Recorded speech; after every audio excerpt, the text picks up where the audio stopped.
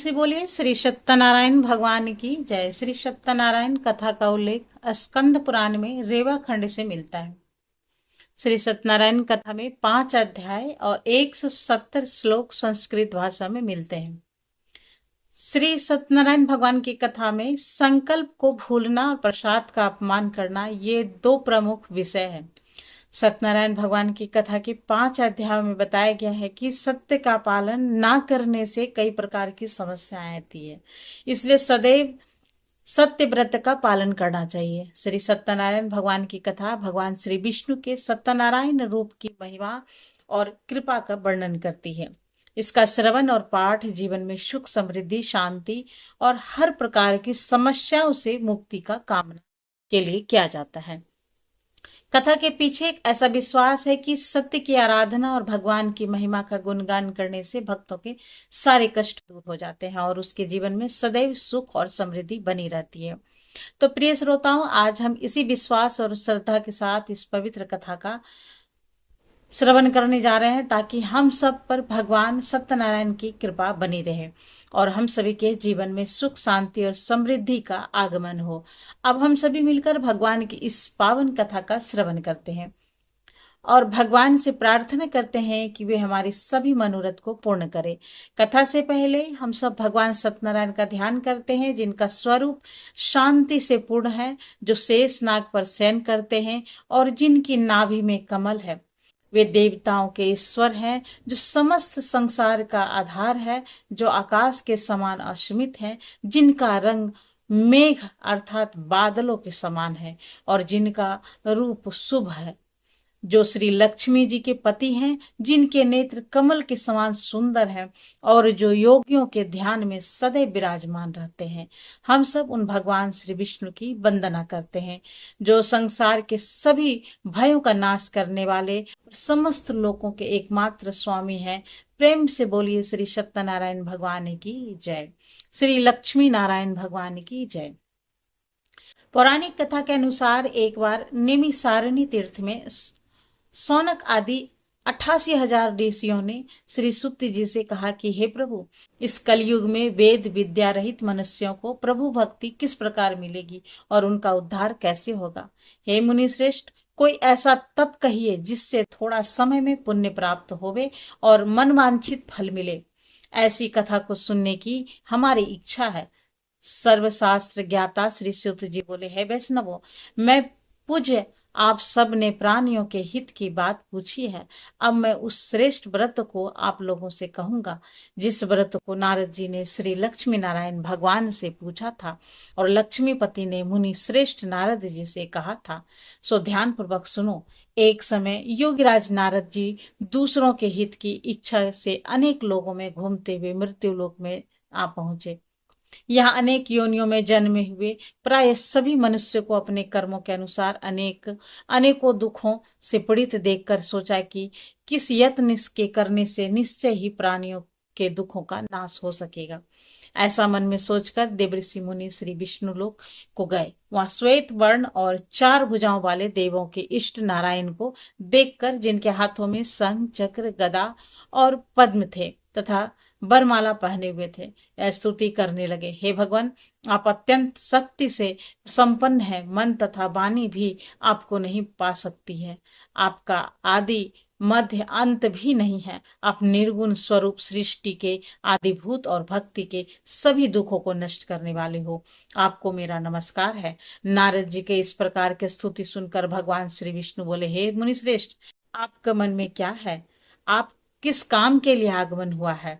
निसंकोच कहिए। तब नारद मुनि बोले, प्रभु, मृत्यु लोक में सब मनुष्य जो अनेक योनियों में पैदा हुए हैं, अपने अपने कर्मों के द्वारा अनेक प्रकार के दुखों से दुखी हो रहे हैं। हे नाथ, यदि आप मुझ पर दया रखते हैं तो बतलाइए कि उन मनुष्यों के सब दुख थोड़े ही प्रयत्न से कैसे दूर हो सकते हैं। तब श्री विष्णु भगवान जी बोले, नारद, मनुष्यों की भलाई के लिए तुमने बहुत अच्छी बात पूछी है। जिस काम के करने से मनुष्य मोह से छूट जाता है, वो मैं कहता हूँ, सुनो।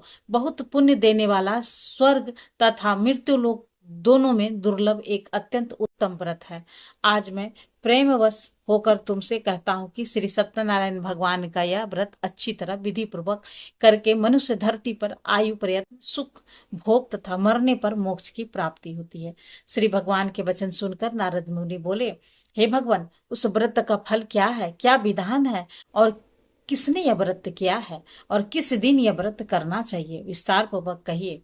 भगवान विष्णु बोले, हे नारद, दुख शोक आदि को दूर करने वाला, धन धान्य को बढ़ाने वाला, सौभाग्य तथा संतान को देने वाला यह व्रत सब स्थानों पर विजय करने वाला, भक्ति और श्रद्धा के साथ किसी भी दिन मनुष्य श्री सत्यनारायण भगवान की प्रातः काल के समय ब्राह्मणों और बंधुओं के साथ धर्मपरायण होकर पूजा करें।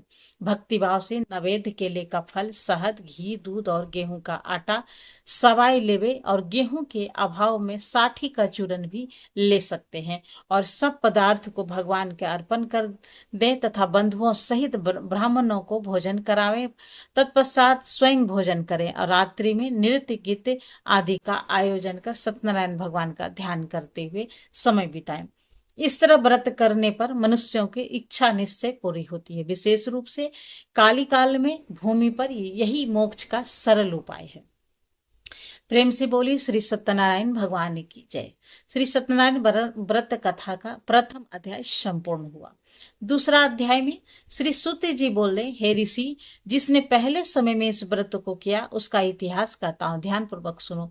सुंदर काशीपुरी नगरी में एक अत्यंत निर्धन ब्राह्मण रहता था। वह भूख और प्यास से बेचैन हुआ नित्य पृथ्वी पर घूमता था। ब्राह्मणों से प्रेम करने वाले भगवान ने ब्राह्मण को दुखी देखकर बूढ़े ब्राह्मण का रूप धरकर उसके पास जाकर आदर पूर्वक पूछा, हे विप्र, तुम नित्य दुखी होकर पृथ्वी पर क्यों घूमते हो?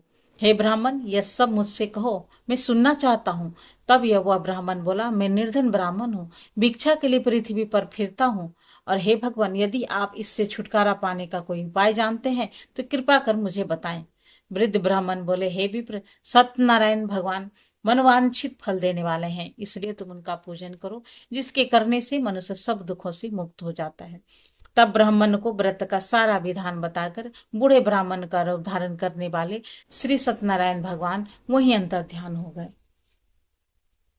जिस व्रत ब्राह्मण ने बतलाया है, मैं उसको अवश्य करूंगा। यह निश्चय करने पर उस रात भर नींद नहीं आई। सवेरे उठकर सत्यनारायण भगवान के व्रत का निश्चय कर वह भिक्षा के लिए चला।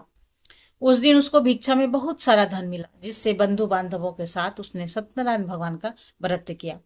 इसके करने से वह ब्राह्मण सब दुखों से छुटकारा, अनेक प्रकार की संपत्तियों से युक्त हुआ। उस समय से वह ब्राह्मण हर मास व्रत करने लगा। इस तरह सत्यनारायण भगवान के व्रत को जो भी करेगा वह मनुष्य सब दुखों से छूट जाएगा।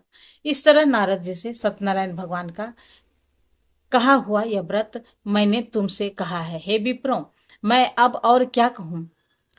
तब ऋषिगण बोले, हे मुनीश्वर, संसार में इस ब्राह्मण से सुनकर किसने इस व्रत को किया, हम सब वो भी सुनना चाहते हैं। इसके लिए हमारे मन में अत्यंत जिज्ञासा रही है। सूत जी बोले, हे मुनियों, जिसने इस व्रत को किया वह सब भी सुनो। एक समय वह ब्राह्मण धन और ऐश्वर्य के अनुसार बंधु बांधवों के साथ व्रत करने को तैयार हुआ।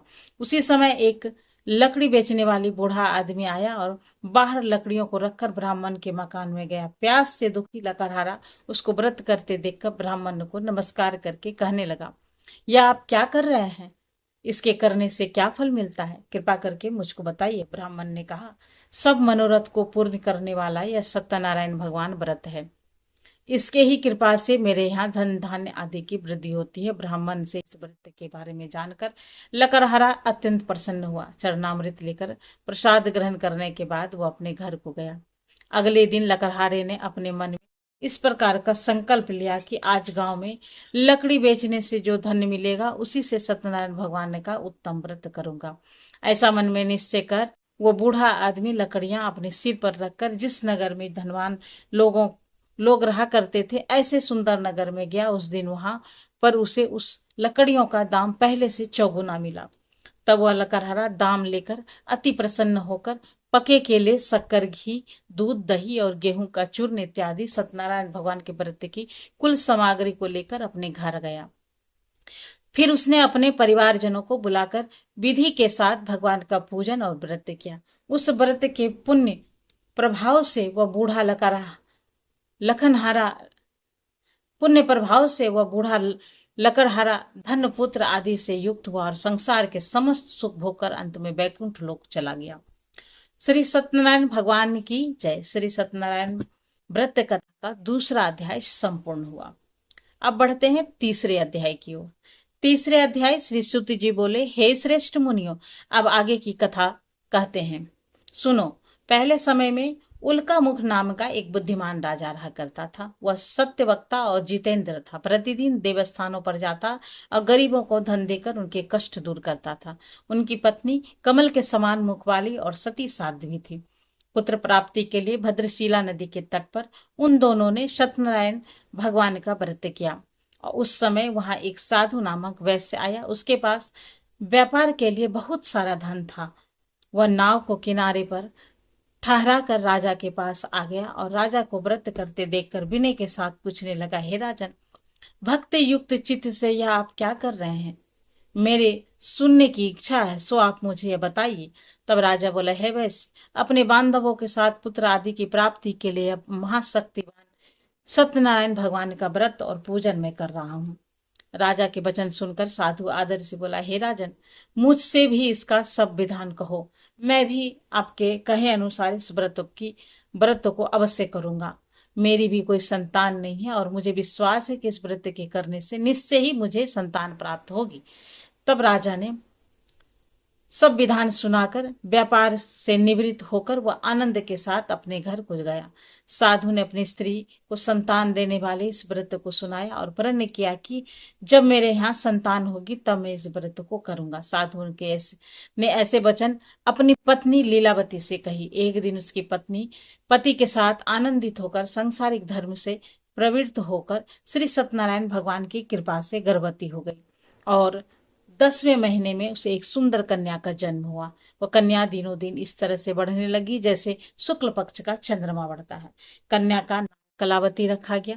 तब लीलावती ने मीठे शब्दों में अपने पति से कहा कि स्वामी जी, आपने संकल्प लिया था कि मैं संतान होने पर सत्यनारायण का व्रत करूंगा, अब आप उसे करिए। साधु बोला, हे प्रिय, इसके विवाह पर करूंगा। इस प्रकार अपनी पत्नी को आश्वासन देकर वह नगर को चला गया। अब कलावती अपने पिता के घर में रहकर बड़ी हो रही थी। एक दिन साधु ने जब नगर में सखियों के साथ अपनी पुत्री को देखा तो तुरंत दूत को बुलाकर कहा कि पुत्री के लिए कोई सुयोग्य वर देख कर लाओ। साधु की आज्ञा पाकर दूत कंचन नगर पहुंचा और वहां पर बहुत खोज कर, बहुत देखभाल कर कन्या के लिए सुयोग्य पुत्र को ले आया। उस सुयोग्य युवक को देखकर साधु ने अपने बंधु बांधवों सहित प्रसन्नचित्त होकर अपनी पुत्री का विवाह उसके साथ कर दिया। किंतु दुर्भाग्य से विवाह के समय भी वह उस व्रत को करना भूल गया। तब श्री सत्यनारायण भगवान क्रोधित हो गए और साधु को श्राप दे दिया कि तुम्हें दारुण दुख प्राप्त होगा। अपने कार्य में कुशल साधु वैश्य अपने जमाता सहित समुद्र के समीप स्थित रत्नपुर नगर में चला गया और वहां दोनों ससुर जमाई चंद्रकेतु राजा के उस नगर में व्यापार करने लगे। एक दिन भगवान सत्यनारायण की माया से प्रेरित कोई चोर राजा का धन चुराकर भागा जा रहा था, किंतु राजा के दूतों को आता देखकर चोर घबराकर भागते हुए धन को वहीं छुपाकर छोड़कर चला गया जहां वे ससुर और जमाई ठहरे हुए थे। जब दूतों ने उन साधु वैश्य के पास राजा के धन को रखा हुआ देखा तो वे उन्हीं को चोर समझकर दोनों को बांध कर ले गए और राजा के पास जाकर बोले, हे राजन, ये 2 चोर हम पकड़कर लाए हैं, देखकर आज्ञा दीजिए।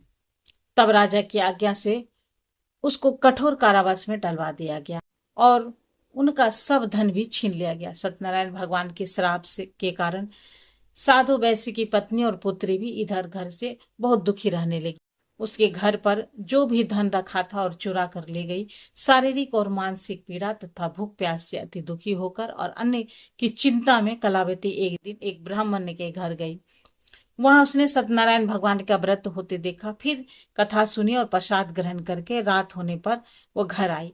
तब उसकी माता ने कलावती से पूछा कि हे पुत्री, तू अब तक कहाँ थी और तेरे मन में क्या है? कलावती कहने लगी, माते, मैंने एक ब्राह्मण के घर में श्री सत्यनारायण भगवान का व्रत होते देखा था। और कन्या के ऐसे वचन सुनकर लीलावती भगवान के पूजन की तैयारी करने लगी। लीलावती ने परिवार और बंधुओं सहित श्री सत्यनारायण भगवान का पूजन किया और वर मांगा कि मेरे पति और दामाद शीघ्र घर आ जाए। साथ ही प्रार्थना की कि हम सबका अपराध क्षमा करो। सत्यनारायण भगवान इस व्रत से संतुष्ट हो गए और राजा चंद्रकेतु को स्वप्न में दर्शन देकर कहा, हे राजन, तुमने जिन दोनों वैश्यों को बंदी बनाकर रखा है वो निर्दोष है, उन्हें प्रातः ही छोड़ दो और उनका सब धन जो तुमने ले लिया है उसे वापस लौटा दो, नहीं तो मैं तेरा धन, राजपुत्र आदि सब नष्ट कर दूंगा। राजा से ऐसे वचन सुनकर भगवान अंतर ध्यान हो गए और प्रातः काल राजा चंद्रकेतु ने सभा में अपना स्वप्न सुनाया। फिर दोनों मनिक पुत्रों को कैद से मुक्त कर सभा में बुलाया। दोनों ने आते ही राजा को नमस्कार किया। राजा मीठे वचनों से बोले, हे महानुभावों, तुम्हें देववश ऐसे कठिन दुख प्राप्त हुए हैं, अब तुम्हें कोई भय नहीं है। ऐसा कहकर राजा ने उन्हें नए नए वस्त्र आभूषण पहनाए। उनका जितना धन लिया था उससे दोगुना धन देकर आदर सहित विदा कर दिया। तो वे दोनों वैसे अपने घर को चल दिए। श्री सत्यनारायण भगवान की जय। श्री सत्यनारायण व्रत की कथा का तीसरा अध्याय संपूर्ण हुआ। अब बढ़ते हैं चौथे अध्याय की ओर।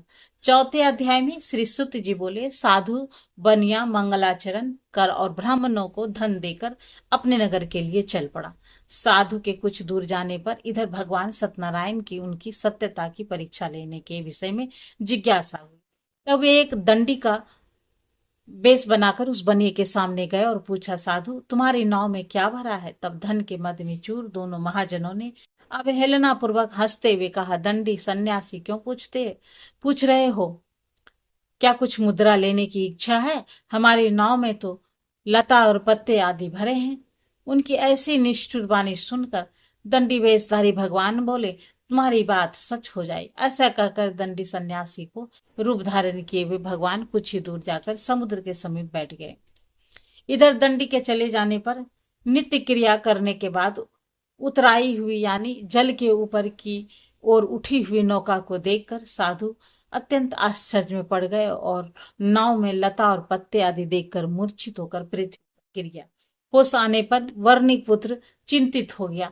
तब उसके दामाद ने इस प्रकार कहा कि पिताजी, आप शोक क्यों करते हैं? दंडी ने श्राप दे दिया। इस स्थिति में वे ही चाहे तो सब कुछ कर सकते हैं, इसमें संशय नहीं है। अतः उन्हीं की शरण में हमको चलना चाहिए और वही मन की इच्छा पूर्ण होगी। दामाद की बात सुनकर वह साधु बनिया उसके पास गया और वह दंडी को देखकर उनसे भक्ति पूर्वक उन्हें प्रणाम किया तथा आदर पूर्वक कहने लगा कि आपके सम्मुख मैंने जो कुछ कहा असत्य भाषण रूप अपराध किया है, आप कृपया मेरे उस अपराध को क्षमा कर दीजिए। ऐसा कहकर बार बार प्रणाम करके वो महान शोक से व्याकुल हो गया। दंडी ने उस बनिए को रोते हुए देखकर कहा, हे मूर्ख, रो मत, मेरी बात सुनो। मेरी पूजा से उदासीन होने के कारण तथा मेरी आज्ञा से ही तुमने बार बार दुख प्राप्त किया है। भगवान की ऐसी वाणी सुनकर वह उनकी स्तुति करने लगा। साधु ने कहा, हे प्रभु, यह आश्चर्य की बात है कि आपकी माया से मोहित होने के कारण ब्रह्मा आदि देवता भी आपके गुणों और रूपों को यथावत रूप से नहीं जान पाते। फिर मैं मूर्ख आपकी माया से मोहित होने के कारण भला कैसे जान सकता हूँ? प्रभु, आप मुझ पर कृपा कीजिए और मुझ पर प्रसन्न हो। मैं अपनी धन संपत्ति के अनुसार आपकी पूजा करूंगा। मैं आपकी शरण में हूँ। मेरी जो नौका में स्थित पूरा धन था उसकी ओर से मेरी रक्षा करें। उन बनिया की भक्ति युक्त वाणी सुनकर भगवान जनार्दन संतुष्ट हो गए। भगवान जनार्दन उसे अमिष्ट वर प्रदान कर वहीं अंतर ध्यान हो गए। इसके बाद वह साधु अपनी नौका में चढ़ा और उसे धन धान्य से भरी हुई देखकर भगवान सत्यदेव की कृपा से हमारी मनोरथ सफल हो गया। ऐसा कहकर स्वजनों के साथ उसने भगवान की विधिवत पूजा की। भगवान श्री सत्यनारायण की कृपा से वह आनंद से परिपूर्ण हो गए और नाव को प्रयत्न पूर्वक संभाल कर उसने अपने देश के लिए प्रस्थान किया। साधु बनिए ने अपने दामाद से कहा, वह देखो, मेरी रत्नपुरी नगरी दिखाई दे रही है। इसके बाद उसने अपने धन के रक्षक दूत को अपने आने का समाचार देने के लिए अपनी नगरी में भेजा। उसके बाद उस दूत ने नगर में जाकर साधु की पत्नी को हाथ जोड़कर प्रणाम किया और उसके लिए अमिष्ट बात की बात की, सेठ जी अपने दामाद और बंधु वर्ग के साथ बहुत सारे धन धान्य से संपन्न होकर नगर के निकट पधार गए हैं। दूत के मुख से यह बात सुनकर वह अत्यंत आनंदित हुई और उस साध्वी ने श्री सत्यनारायण की पूजा करके अपनी पुत्री से कहा, पुत्री मैं साधु के दर्शन के लिए जा रही हूँ, तुम भी जल्दी आना।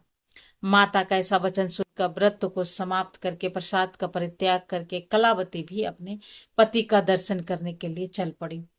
इससे भगवान सत्यनारायण रुष्ट हो गए और उन्होंने उसके पति तथा नौका को धन्य के साथ हरण करके जल में डुबो दिया। इसके बाद कलावती कन्या अपने पति को ना देखकर महान शोक से रुदन करती हुई पृथ्वी पर गिर पड़ी।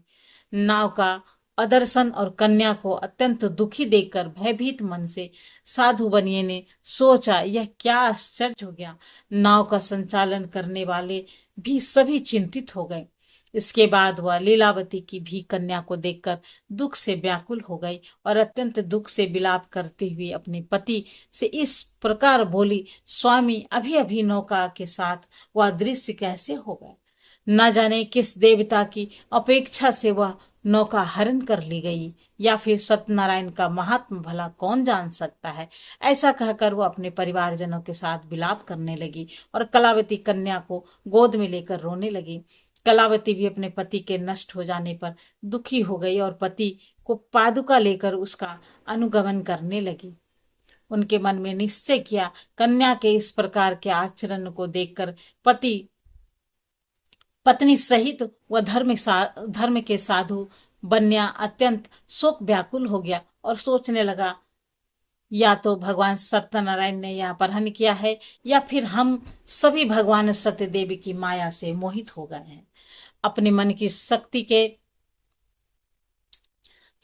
अनुसार मैं भगवान श्री सत्यनारायण की पूजा करूंगा। तब सभी को बुलाकर इस प्रकार कहकर उसने अपने मन की इच्छा प्रकट की और बारंबार भगवान सत्यदेव को दंडवत प्रणाम किया। इससे दिनों के परिपालन भगवान सत्यदेव प्रसन्न हो और भक्त वत्सल भगवान ने कृपा पूर्वक आकाशवाणी की कि तुम्हारी कन्या प्रसाद छोड़कर अपने पति को देखने चली आई। निश्चय ही इसी कारण उसका पति अदृश्य हो गया। यदि घर जाकर यह प्रसाद ग्रहण करके वापस आए तो हे साधु बनिया तुम्हारी पुत्री पति को प्राप्त करेगी, इसमें संशय नहीं है। कलावती ने भी यह दिव्य आकाशवाणी सुनी तो वह शीघ्र ही अपने घर गई और उसे प्रसाद ग्रहण किया। वापस आकर उसने अपने परिवारजनों और अपने पति को भी देखा। तब कलावती कन्या ने अपने पिता से कहा कि हे पिताजी, अब तो घर चलिए, देरी क्यों कर रहे हो। कन्या की बात सुनकर बनिक पुत्र संतुष्ट हो गया और विधि विधान से भगवान सत्यनारायण का पूजन करके धन तथा बंधु बांधवों के साथ अपने घर। इसके बाद पूर्णिमा और संक्रांति पर्वों पर भी भगवान सत्यनारायण का पूजन करते हुए इस लोक में सुख भोग कर अंत में वह सत्यपुर वैकुंठ लोक को चला गया। प्रेम से बोलिए श्री सत्यनारायण भगवान की जय। श्री सत्यनारायण भगवान व्रत का चौथा अध्याय संपूर्ण हुआ। अब बढ़ते हैं पांचवें अध्याय। पांचवें अध्याय में श्री सुत जी बोले, श्रेष्ठ मुनियों, अब इसके बाद मैं दूसरी कथा कहूंगा, आप लोग ध्यान पूर्वक सुनिए। अपनी प्रजा का पालन करने में तत्पर तुंगध्वज नामक एक राजा था। उसने सत्यदेव के प्रसाद का परित्याग करके दुख प्राप्त किया। एक बार वह वन में बहुत से पशुओं को मारकर बट वृक्ष के नीचे आया। वहां उसने देखा कि गोपगण बंधु बांधवों के साथ संतुष्ट होकर भक्ति पूर्वक भगवान सत्यदेव की पूजा कर रहे। राजा यह देखकर भी अहंकारवश ना तो वहां गया और ना उसने भगवान सत्यनारायण को प्रणाम ही किया। पूजन के बाद सभी गोपक गण भगवान का प्रसाद राजा के समीप रखकर वहां से लौट आए और इच्छा अनुसार उन सभी ने भगवान का प्रसाद ग्रहण किया। इधर राजा को प्रसाद का परित्याग करने से बड़ा दुख मिला। उनका संपूर्ण धन 100 पुत्र नष्ट हो गए। राजा ने मन में यह निश्चय किया कि अवश्य ही भगवान सत्यनारायण ने हमारा नाश कर दिया, इसलिए मुझे वहां जाना चाहिए जहां श्री सत्यनारायण का पूजन हो रहा है। ऐसा मन में निश्चय करके वह राजा गोपगणों के समीप गया और उसने गोपगणों के साथ भक्ति श्रद्धा से युक्त होकर विधि पूर्वक भगवान सत्यदेव की पूजा की। भगवान सत्यदेव की कृपा से वह पुनः धन और पुत्रों से संपन्न हो गया तथा इस लोक में सभी सुखों का उपभोग कर अंत में सत्यपुर वैकुंठ लोक को प्राप्त हुआ। श्री सूत जी कहते हैं कि जो व्यक्ति इस परम दुर्लभ श्री सत्यनारायण के व्रत को करता है और पुण्यमय तथा फल प्रदायिनी भगवान की कथा को भक्ति युक्त होकर सुनता है और भगवान सत्यनारायण की कृपा से धन धान्य आदि की प्राप्ति होती है। दरिद्र धनवान हो जाता है और बंधन में पड़ा हुआ बंधन से मुक्त हो जाता है, डरा हुआ व्यक्ति भय मुक्त हो जाता है। यह सत्य बात है, इसमें संशय नहीं है। इस लोक में वह सभी इच्छा फलों को भोग कर अंत में सत्यपुर बैकुंठ को जाता है। हे ब्राह्मणों, इस प्रकार मैंने आप लोगों से भगवान सत्यनारायण के व्रत को कहा, जिसे करके मनुष्य सभी दुखों से मुक्त हो जाता है।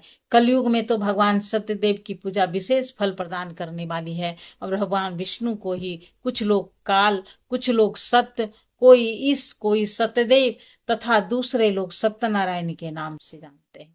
अनेक रूप धारण करके भगवान सत्यनारायण सभी का मनोरथ सिद्ध करते हैं। कलयुग में सनातन भगवान विष्णु की सत्य व्रत रूप धारण करके सभी का मनोरथ पूर्ण करने वाले होंगे। हे श्रेष्ठ मुनियों, जो व्यक्ति नित्य भगवान सत्यनारायण की इस व्रत का कथा को पढ़ता है, सुनता है, भगवान सत्यनारायण से उसके सभी पाप नष्ट हो जाते हैं। हे मुनीश्वर, पूर्व काल में जिस लोगों ने भगवान सत्यनारायण का व्रत किया था, उसके अगले जन्म का वृतांत कहता हूँ, आप लोग सुनिए। महान प्रजा संपन्न सतानंद नाम के ब्राह्मण सत्यनारायण व्रत करने के प्रभाव से दूसरे जन्म में सुदामा नाम ब्राह्मण हुए और उस जन्म में भगवान श्री कृष्ण का ध्यान करके उन्होंने मोक्ष प्राप्त किया। लकड़हारा भील गुहों तथा राजा हुए और अगले जन्म में उसने भगवान श्री राम की सेवा करके मोक्ष प्राप्त किया। महाराज उल्कामुख दूसरे जन्म में राजा दशरथ हुए, जिन्होंने श्री रंगनाथ जी की पूजा करके अंत में बैकुंठ को प्राप्त किया। इस प्रकार धार्मिक और सत्यव्रती साधु पिछले जन्म के सत्यव्रत के प्रभाव से अपने दूसरे जन्म में मोरध्वज नामक राजा हुआ और उसने आर्य से चीरकर अपने पुत्र की आदि देह भगवान विष्णु को अर्पित कर मोक्ष प्राप्त किया। और महाराज तुंगध्वज जन्मांतर में स्वयं भू मनु हुए और भगवत संबंधी संपूर्ण कार्य का अनुष्ठान करके बैकुंठ लोक को प्राप्त हुए। जो गोपकन थे वे सब जन्मांतर के ब्रजमंडल में निवास करने वाले गोप हुए और सभी राक्षसों का संहार करके उन्होंने भी भगवान का शाश्वत धाम गोकुल प्राप्त किया। प्रेम से बोलिए श्री सत्यनारायण भगवान की जय, श्री लक्ष्मी नारायण भगवान की जय। श्री सत्यनारायण भगवान का पंचम अध्याय संपूर्ण और इसी के साथ इस कथा का समाप्ति हुई। फिर मिलते हैं नए वीडियो में नई जानकारी के साथ, नई कथा।